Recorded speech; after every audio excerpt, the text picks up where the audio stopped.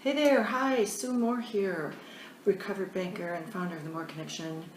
I don't know about you, but I am always drawn to either books or webinars or seminars where I can learn how to be better. And so today I want to just kind of repeat some things that I learned from a gentleman named Eric Worre, who is kind of one of the pioneers, I guess you could say, of the network marketing industry. He's an author, a speaker. He's got some really good stuff out there, whether you're in network marketing or not. And anyway, but he had a little seminar the other day, and he came up with 7 things that help him and have helped others create success. So I just thought that I would share them with you. Some of them you've heard of, maybe, and some of them maybe not. So I hope some of this is new. I've got my notes here, so I don't forget. Okay, the first one is decision. You really have to decide what you're going to be a master at. It seems simple enough, but many people just kind of, I don't know, take things for granted. They're not really good at drawing focus, and that's because there's indecision as to what they really want to do. So you really want to develop a mindset that is going to keep you focused, which leads right into number 2, which is mindset.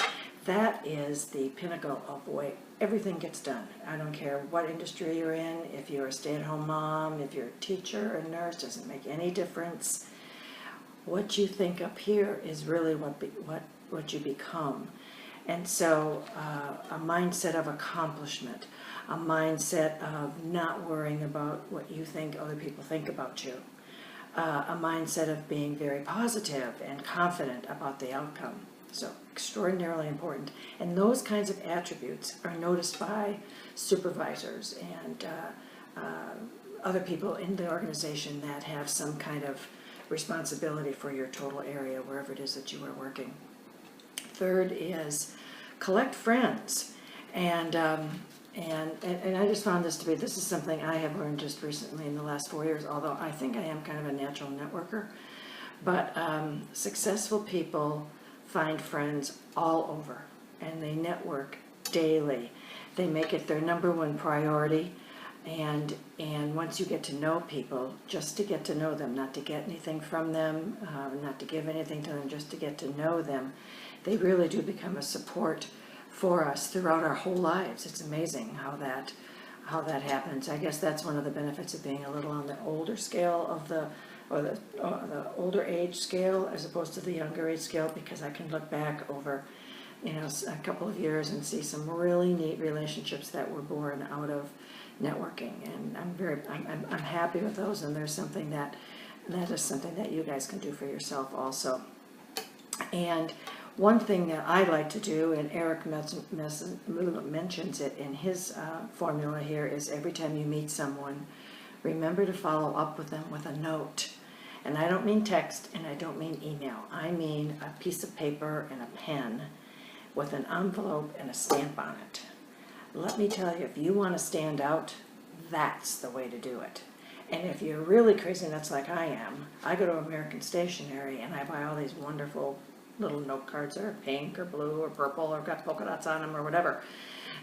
That's just me, but I love sending those. Even if it's just, hey, Kelly, great spending time with you today. I'll look forward to our paths crossing soon. I mean, it is so important to maintain that connection with people. So the 4th daily habit is positive.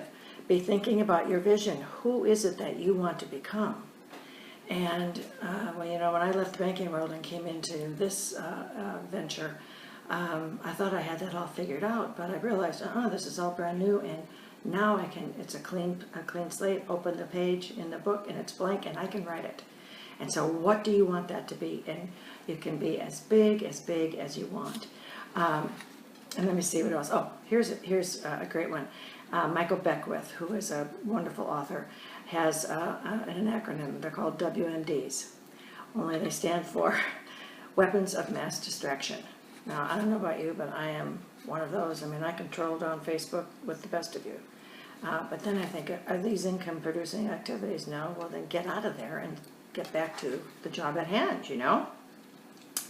Number 5 is always be prepared, particularly if you're in any kind of a sales position.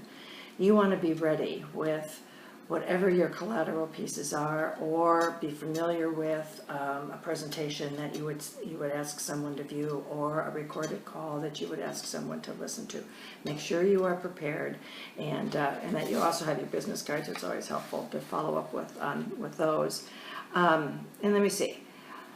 The other thing that he says in terms of always be prepared, what is really important is sharing stories. People like to hear stories about what's going on in other people's lives that might be similar to theirs. So become a storyteller. And that, I think that is really a really good piece of advice. The 6th thing is enthusiasm. I mean, people want to deal with people who are up and fun and just moving and shaking and so forth, and not people who are glum and, oh gee, woe is me, you know, whatever. Get rid of that if you find that's who you are. And then going back to something I said earlier is think bigger. When you're thinking about who you want to become, whatever that is, and you stretched it and you think this is really big, okay, that's where you start to think even bigger than that. I've said to a few people, if people read my vision statement, they would think it was just absolutely outrageous of some of the things that I've put in there. I think they're outrageous, but we're going to get there. We are going to get there, and I'm very excited about that. Don't be fearful. Visualize every detail as to how you're going to get where you need to get, and that's really all I needed to say. So just recap real quick: decision, mindset, collect friends, positive daily habits, always be prepared, enthusiasm, and think bigger. I hope you got some value out of this. I'd love to invite you over to my blog at www.suemore.net. There's all kinds of information over there about how I have made the transition, some of the things that I had to do to overcome or to add to my life. Would love to share that with you. So I'd love to hear from you. Take care, journey well. We'll see you on the next video, okay? Bye-bye.